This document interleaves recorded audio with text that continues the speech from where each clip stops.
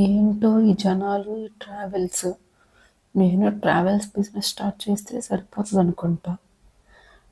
ఒక్కొక్క బస్సులో 40 సీట్స్ ఉంటాయి. మరి 40 సీట్స్ బుక్ అవ్వాలి కదా. ఏముందిలే, అప్పుడు అందరికంటే నేను తక్కువ రేట్ పెడతాను, 500కి టికెట్.